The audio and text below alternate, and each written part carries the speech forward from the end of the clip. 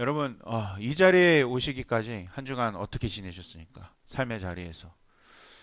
예, 치이면서. 아마 청년들 때, 예, 더 준비되어져야 된다. 예, 더 완벽해져야 된다. 세상의 이 목소리 속에서 아마 살아가고 있을 겁니다. 학업을 이제 종사하고 있는 학생들에게는 좋은 학점, 그리고 뭐 번듯한 직장, 심지어 뭐 SNS에 나의 올리는 그 완벽한 일상까지 우리는 끊임없이 자신의 완벽성, 강함을 증명해야 되는 시대예요. 약점을 감춰야 됩니다. 실패는 없는 것처럼 이렇게 보여줘야 돼요. 약함은 곧 실패라는 세상 속에서 오늘 사도 바울은 우리에게 연약함에 대하여 완전히 다른 관점을 설명해 주고 있습니다. 누구나 다 연약함을 갖고 있죠. 네, 저도 연약함을 갖고 있고, 성경 인물들 중에서도 다 모두 연약함을 갖고 있습니다. 아마 예수님 빼고는 다 연약함을 갖고 있을 것 같아요. 모두가 연약함을 가지고 있어도 스스로 온전해질 수 없는 존재라는 사실을 분명히 보여주고 있죠. 성경에서 가장 유명한 인물을 꼽으라면 누가 있죠? 여러분들이 생각할 때 예수님 빼고, 예, 다윗. 다윗도 역시 연약함이 있었죠. 또 누구 있을까요? 모세도 연약함이 있었죠. 욱하는 성질이 있었잖아요. 예. 그리고 사무엘 선지자도 역시 물론 성경에 기록되진 않았지만 사무엘 선지자의 성격은 나오지 않았지만 그 앞으로의 그 사무엘의 자녀들이 하나님 앞에 온전히 서지 못하는 나름대로의 그 연약함을 보여주고 있습니다. 심지어 오늘 본문을 기록한 사도 바울조차도 육체적인 연약함을 가지고 있었어요. 그런데 사도 바울이 오히려 이 연약함을 뭐라고 지금 고백하고 있죠? 그리스도의 능력이라고 고백하고 있습니다. 그리스도의 능력. 오늘부터 우리 몇 주간 이제 연약함이라는 구체적인 주제를 가지고 은혜를 나눠보도록 할 텐데요. 특히 오늘 연약함이라는 이 주제의 말씀을 들으면서 혹시 이러한 부담감이 있을 수도 있어요. 우리에게. 이제 사람들 앞에서 나의 모든 약점을 다 드러내야 되나? 나의 연약함을 다 드러내야 되나? 막 고백해야 되나? 예. 하지만 저는 여러분들이 이 말씀을 이렇게 오해하지 않으셨으면 좋겠습니다. 성경이 말하는 진정한 연약함의 고백은 먼저 세상을 향한 것이 아니에요. 예. 여러분들의 가장 깊고 솔직한 연약함은요, 그 누구도 아닌 오직 하나님 앞에서만 그냥 온전히 드러내시면 돼요. 그분만이 우리의 연약함을 아시고 받으시고 온전한 사랑으로 덮어주실 수 있는 유일한 분이시기 때문에 그렇습니다. 우리 모두는 아직 온전하지 못해요. 네.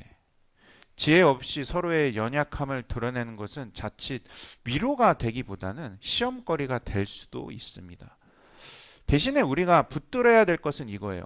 사람들 앞에서는 나의 연약함을 굳이 포장하거나 감추려 애쓰지 않아도 되는 이 자유를 누리셨으면 좋겠어요.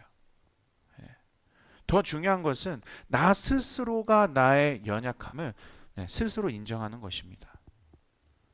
정직하게. 그리고 바로 그 지점에서 그 깨어진 연약함의 틈 사이로 일하시는 그리스도의 능력을 발견하시고 오직 그분만을 온전히 의지하시는 저와 여러분들이 되시기를 간절히 축원드립니다. 그래서 오늘 특별히 사도 바울이 왜 이렇게 고백했는지 구체적으로 우리가 살펴보도록 하겠습니다. 뭐 간단하게 스키밍을 좀 해보면 5절에서는 내가 약한 것들 외에는 자랑하지 아니하겠다 다짐을 하죠. 그리고 7절에서는 그 연약함 중에 자신을 자만하지 않게 하시려고 하나님께서 육체의 가시 곧 사탄의 사자를 주셨다라고 고백을 합니다. 좀 센 단어이긴 한데 이것도 이따가 살펴보도록 하겠습니다. 그리고 결국 9절에서 뭐라고 나와 있죠? 이 모든 연약함을 자랑하고 있어요. 감추는 것이 아니라. 우리가 오늘 본문 사도 바울의 고백을 보면서요, 이런 질문을 던질 수가 있습니다. 사도 바울은 왜 우리가 이해할 수 없는 이런 연약함에 대한 이야기들을 나누고 있는 것일까요? 그리고 사도 바울은 왜 자신의 연약함을 오히려 큰 기쁨으로 여기고 자랑했을까요? 세상적인 관점으로 볼 때 많이 부족해 보여서 이렇게 고백한 것일까요? 여러분 혹시 학창 시절에 이런 친구들 경험해 보셨을 겁니다. 주변에 공부 잘하는 친구 한 명씩은 꼭 있었죠. 반에 1등은 있었으니까. 혹은 내가 반에서 1등을 했다든지. 그런데 이렇게 열심히 공부해서 좋은 대학교에 진학한 친구들, 공통적으로 하는 이야기가 있습니다. 뭐죠? 뛰는 놈 위에 나는 놈이 있다고. 자신이 공부 잘해서 명문대에 딱 가니까 나는 그냥 평범한 수준이었고 오히려 그 중에 날고 기는 친구들이 더 많더라. 우리가 잘 아는 사도 바울이 바로 이런 친구였어요. 날고 기는 친구들 중에서도 1등, 2등 다투던 친구였습니다.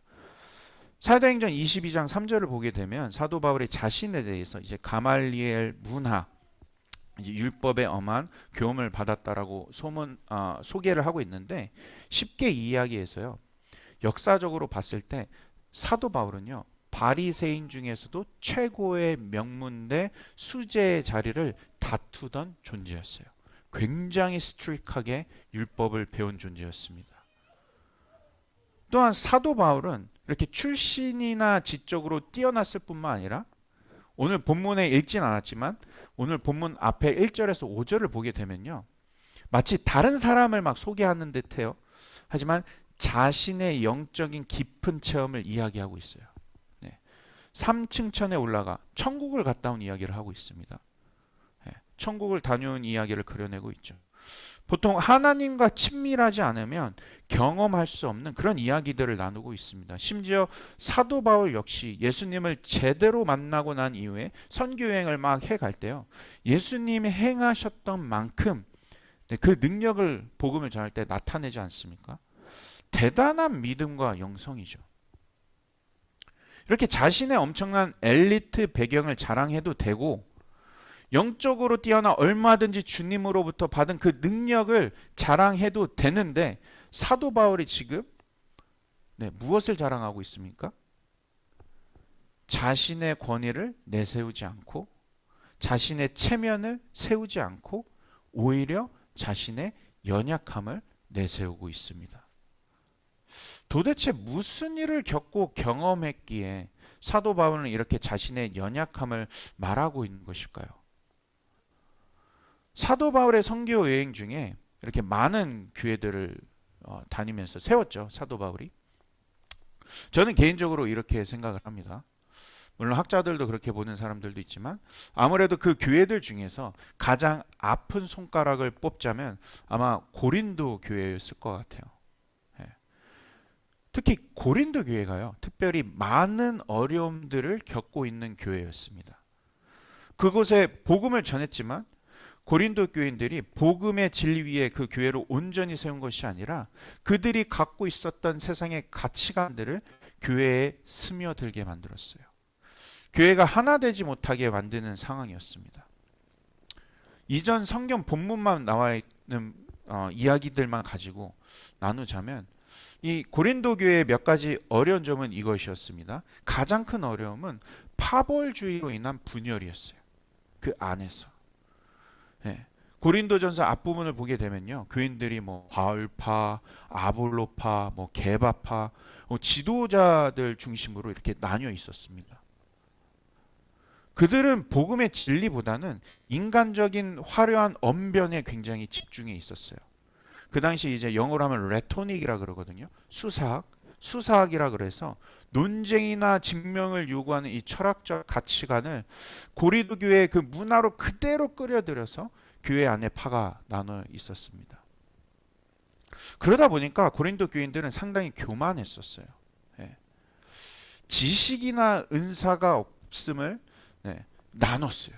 그래서 능력 없는 교인들을 실족하게 만들고요. 이렇게 보니 서로의 우월감에 힘싸여서 사랑보다는 자신들의 출신, 배경, 능력을 앞세우는 결과로 교회를 어지럽혔습니다. 이제 이를 중재하고자 사도 바울이 첫 번째로 편지를 보내잖아요. 근데 그 고린도전서에 그 유명한 뭐 은사장도 나오고, 고린도전서 12장이죠. 사랑장, 고린도전서 13장이 나오고 이렇게 쓰게 된 것입니다. 고린도 교인들이 추구했던 방식, 즉 인간의 지혜, 능력, 힘, 명예, 화려함으로 교회를 세우려다 보니까요.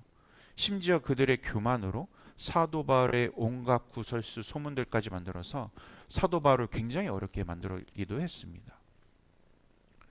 오히려 바울이 말하는 이 복음, 세상의 눈에는 어리석고 약해 보이는 이 예수 그리스도의 십자가 고난은 그냥 볼품없는 이야기, 흥미가 떨어지는 이야기로만 여겼던 거죠. 이런 깊은 착각에 빠진 고린도 교인들을 상대할 때 사도 바울은 어떻게 대했어야 할까요? 어떤 약을 처방하는 것이 가장 옳은 방법이었을까요? 한 번이 아니에요. 두 번씩 편지를 썼어요. 그것도 고린도 교회를 향해서. 아까 말씀드린 뭐 사도 바울 자신의 뛰어난 출신, 영적인 능력, 뭐 신비한 체험까지 이야기를 모두 한꺼번에 종합 세트로 준비해서 뭐 기를 죽였었어야 될까요? 그러면 그들이 그때 알아듣고 이해하며 깨닫고 참여해서 교회가 하나 되는데 힘쓰지 않았을까요? 하지만 사도 바울은 오히려 아이러니하게도 오늘 본문 5절과 7절에 이어서 자신의 약함을 자랑하고 있습니다. 먼저 5절에서 7절 이렇게 자랑하고 있죠. 약한 것들 외에 자랑하지 아니하리라. 나를 위하여. 여러 계시를 받은 것이 지극히 크므로 너무 자만하지 않게 하시려고 내 육체의 가시 곧 사탄의 사자를 주셨다. 와, 좀 센 표현인 것 같아요. 어떻게 잘못 해석하면 내 안에 귀신이 있다. 이렇게 느껴질 수 있는데 그런 표현은 아닙니다. 내 육체의 가시 곧 사탄의 사자를 주셨으니 이는 나를 쳐서 너무 자만하지 않게 하려 하심이라. 이렇게 어려운 상황에 처해 있는 고린도 교회에 실질적으로 사람들이 이해할 수 있는 해결책이나 우리가 뭐 생각하는 참된 뭐 컨설팅을 제시하는 것이 아니라 지금 사도 바울은 오히려 자신 육체의 연약함을 자랑하고 있습니다. 대단하지 않나요? 이게 통했을까요? 그들이 깨달을 수 있는 방법이 따로 있지 않았을까요? 그런데 사도 바울은 지금 본문에서 그 많고 많은 해결책 중에 내 육체의 가시라고 표현하며 오히려 자신의 연약함을 자랑하고 있죠. 이 육체의 가시의 의미가 무엇일까요? 이 가시의 원어적 표현으로는 우리가 생각하는 뭐 생선가시 조그만 거 그걸 얘기하는 것이 아니라 말뚝을 의미합니다. 말뚝. 온몸에 박히게 되면 그 온몸 전체에 고통을 줄 수 있는 그런 깊은 말뚝을 의미하고 있는 거예요. 여러분 혹시 손가락 다쳐보신 적 있으신가요? 손가락? 손가락 안에서 이렇게 피가 나서 얘가 다치면요, 굉장히 아프잖아요. 그거보다 더 큰 온몸에 고통을 줄 수 있는 그런 말뚝을 의미하는 거예요. 그런데 사도 바울의 이 가시의 고통이 구체적으로 무엇이었을까요? 학자들이 많이 추측을 합니다. 아마 뭐 간질이었을 거다. 혹은 뭐 해산의 고통이 무엇인지 아니까 아마 신장 결석이 있었을 것이다. 혹은 눈이 잘 보이지 않아 뭐 안질이 있었을 것이다. 아니면 말을 더듬는 뭐 언어 장애였을 것이다. 연약함들로 인해 여러 가지 추측들이 나오고 있습니다. 근데 어떤 학자들은요, 이 육체적 질병이 아니라 이 뒤에 나오는 뭐 사탄의 사자라는 표현을 하는 것을 보아서 아마 정식적 공격에 의미하는 것이 아닌가라는 추측도 있습니다. 우리가 경험해 보지 못한 영적인 시험이나 유혹이 있었을 것이다. 혹은 심한 우울증에 정신적 어려움이 있었을 것이다. 우리가 당시 사도 바울을 직접 만나지 않은 이상 정확하게 알 수는 없어요. 네. 하지만 분명한 사실은요, 이 사도 바울을 연약하게 만든 이 사탄의 영향도요, 역시 하나님의 주관 아래 있었다라는 사실이에요. 우리가 욥기서를 읽어보면 알 수 있습니다. 이 악한 세력들도요, 다 하나님의 주관 아래서 모든 것이 이루어집니다. 따라서 사도 바울이 교만해지는 것을 허용치 않으시는 하나님, 사도 바울의 복음을 전할 때 오히려 연약한 부분들을 허락하셔서 더 이상 자신을 자랑할 수 없도록 하셨다라는 것이 핵심 포인트예요. 그래서 8절에 이어서 이 연약함이 사도 바울에게서 떠나기 위해서 3번씩이나 간구했다고 나와 있잖아요. 그래서 사도 바울이 기도 응답을 받았을까요? 못 받았을까요? 3번씩이나 간구했는데 받았을까요? 못 받았을까요? 여러분? 받았죠. 어떤 응답인지 우리 9절을 다 함께 읽어보도록 하겠습니다. 9절입니다. 시작.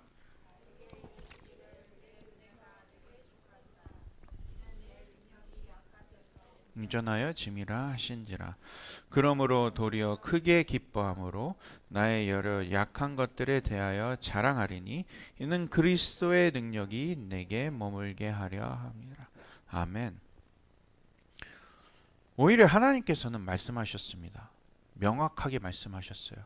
내 은혜가 내게 족하도다. 이는 내 능력이 약한 데서 온전하여 짐이라.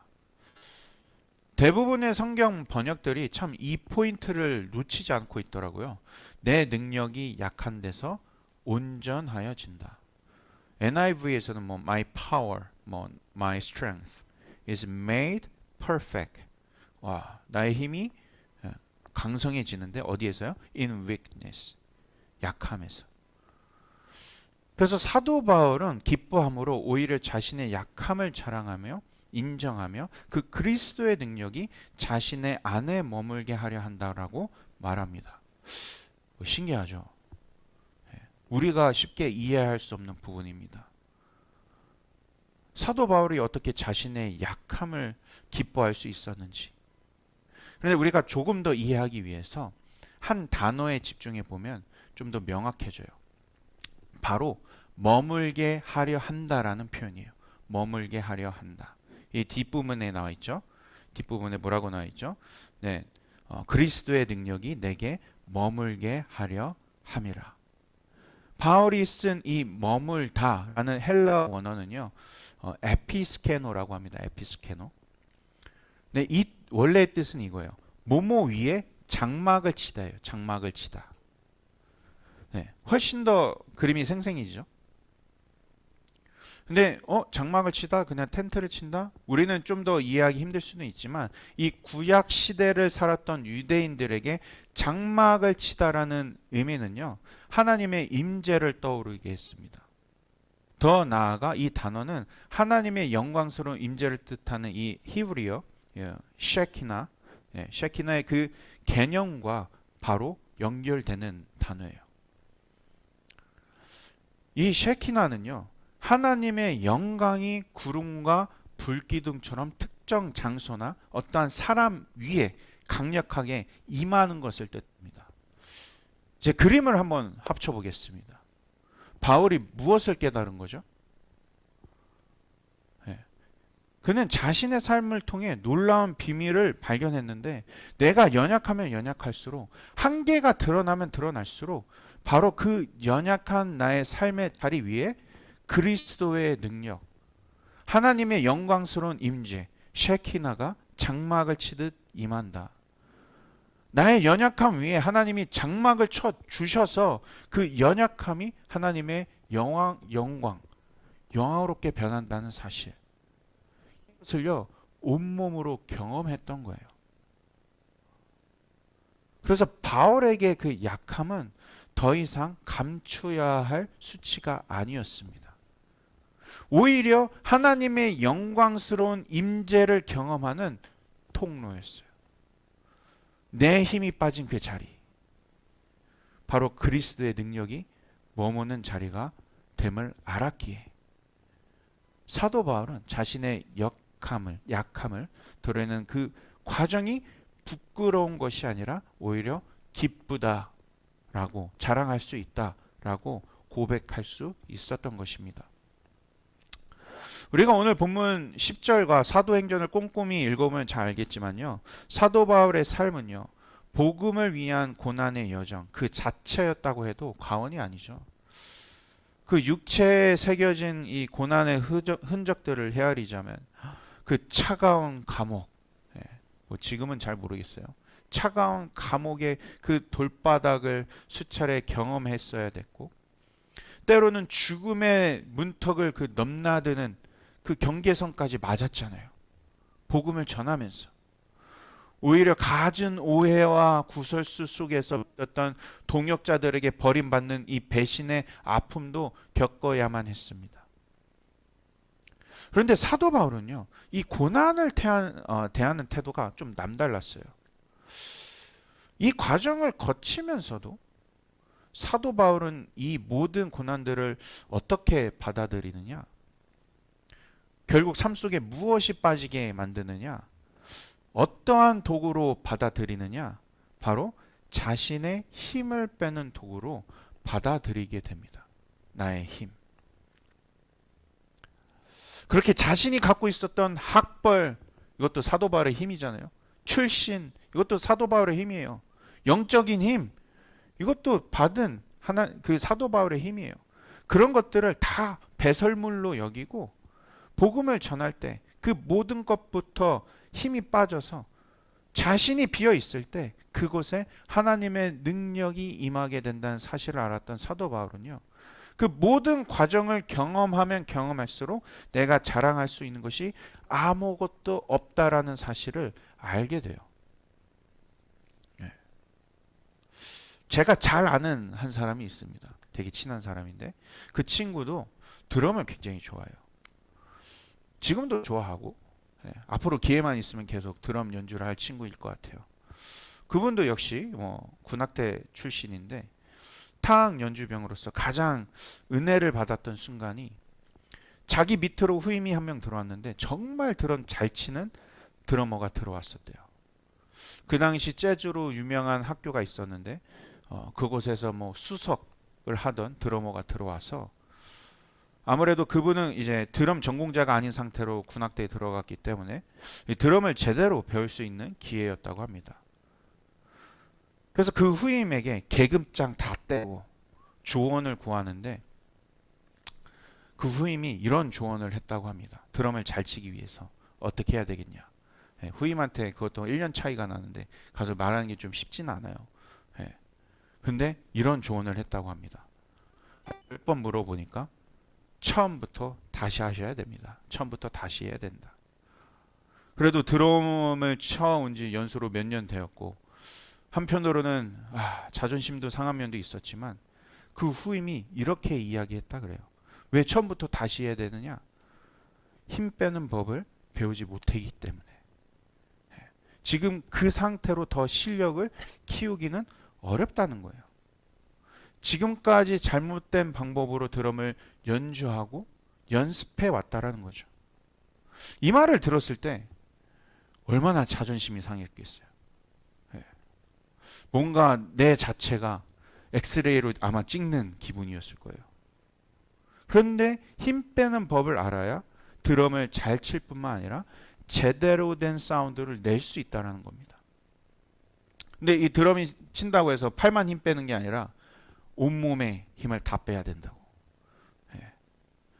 근데 이 힘 빼는 것이 보니까요, 드럼에만 적용되는 게 아니더라고요. 모든 악기에 다 적용이 되더라고요. 심지어 성악에서도, 보컬 발성에서도 모두 적용이 된다라는 겁니다. 그래서 처음부터 무엇을 다시 시작했냐? 그 후임 앞에서 메트로놈 아시죠? 메트로놈. 똑딱 똑딱. BPM 40. BPM 1초가 이제 60이에요. BPM 40이면 1초보다 더 느린 거죠. 네. 이 BPM 40 틀어놓고 그 후임 앞에서 힘 빼면서 한타 한타 네, 정확하게 떨구는 연습을 했다고 합니다. 그렇게 드럼을 통해 힘 빼는 법을 배우면서 가끔씩 이제 목사님들의 설교, 인생에 대해 논할 때마다 힘 빼라 라는 이야기가 들리면 이제 그 뜻이 무엇인지 들리기 시작했다 그래요. 아, 삶의 모든 과정이 마찬가지로 힘을 빼야 되는구나. 심지어 신앙생활까지도. 만약 나의 삶의 현장 속에서 나의 연약함으로 인하여 힘이 빠지고 있는 자리다. 그때가 바로 하나님이 나의 삶 속에서 장막을 치시며 영광을 나타나실 때가 온 것입니다. 하나님의 능력이 임재하여 나타내실 때인 줄 믿습니다. 네. 나의 연약함으로 인해 모욕을 당하고 곤욕을 당하고 오히려 나의 삶 속에서 갖은 모욕으로 인하여 다 힘이 빠지고 부족함을 인정할 때 그때 우리는 오히려 좌절하거나 엎드려지는 것이 아니라 기뻐해야 합니다. 기뻐해야 돼요. 오늘 본문을 통해 우리가 경험할 수 있듯이 그리스도의 능력이 내 안에 머물러 하나님의 임재와 영광이 나타나는 때이기 때문에 그래요. 그렇고 보면 예수님도 이 땅에 오셔서 그분의 영광을 나타내실 때 우리 잘 생각해 봅시다. 예수님 어떠한 삶을 살아가셨는지. 그분이 가진 모든 힘을 이용해서 그분이 원하신 것을 나타내신 것이 아니었어요. 오히려 힘을 빼시고 아버지 앞에서 죽기까지 순종하셨잖아요. 오히려 예수님은 연약함을 찾아볼 수 없는 그런 분이셨는데도 불구하고 그분의 연약함을 십자가 위에서 드러내셨습니다. 심지어 죄 없이 심판을 받는 과정 속에서도 아무 말 없이 도살장에 끌려가는 양처럼 힘을 빼셨어요. 육체에 있던 힘을 빼는 것을 넘어서 목까지 쏟으셨어요. 피와 물까지 쏟으셨잖아요. 그래서 그 십자가 죽음 앞에서 오로지 하실 수 있는 말 엘리 엘리 라마 사막다니 나의 하나님 어찌하여 나를 버리셨나이까. 그리고 신으로서 할 수 있는 말이에요. 내가 목마르다. 내가 목마르다. 아버지여 내 영혼을 아버지 손에 부탁하나이다. 연약한 인간의 모습으로 모든 것을 하나님 아버지 앞에 엎드렸습니다. 그리고 그 연약함 속에 하나님께서 직접 장막을 치셨어요. 그 영광을 그리고 드러내시지 않으셨습니까? 가장 약할 때, 다 힘이 빠져서 아무것도 할 수 없을 때, 나의 삶 속에서 장막을 치셔서 그 쉐키나의 영광을 나타내신 주님. 사도 바울이 이 과정을 삶으로 경험할 수 있었기에 그리고 마지막에 이렇게 고백한 거 아니겠어요? 우리 10절을 다 같이 읽어볼까요? 10절입니다. 시작. 그러므로 내가 그리스도를 위하여 약한 것들과 능력과 궁핍과 박해와 공고를 기뻐하노니 이는 내가 약한 그때의 강함이라. 역설적으로 얘기하잖아요. 오히려 약할 때 내가 강해진다. 하나님의 능력이 드러나기 때문에. 사랑하는 여러분, 우리의 삶 속에 우리의 연약함이 드러날 때마다 때로는요 세상 속에서 조롱 따라와요. 멸시 따라와요. 그런데 이런 조롱과 멸시에는 세상 가치관에 대립되는 부분입니다. 하지만 그 대립되는 과정 속에서 고난과 어려움이 닥쳐올 수 있고 때로는 그 어려움으로 인하여서 나의 힘을 빼고 낮추어야 할 때가 있을 수도 있습니다. 그럴 때마다 우리는 더욱더 그 연약함을요 인정하세요. 그리고 투명해지세요. 그런데 사람들 앞에서까지는 투명해질 필요는 없어요. 누구 앞에서? 우리 하나님 아버지 앞에서. 하나님 나 힘들어요. 오늘 좀 힘이 빠지네요. 오히려 그리스도의 능력이 내게 임하는 것이 무엇인지를 젊었을 때부터 아는 삶. 이러한 삶을 경험하시는 저와 여러분들이 되시기를 간절히 소원합니다.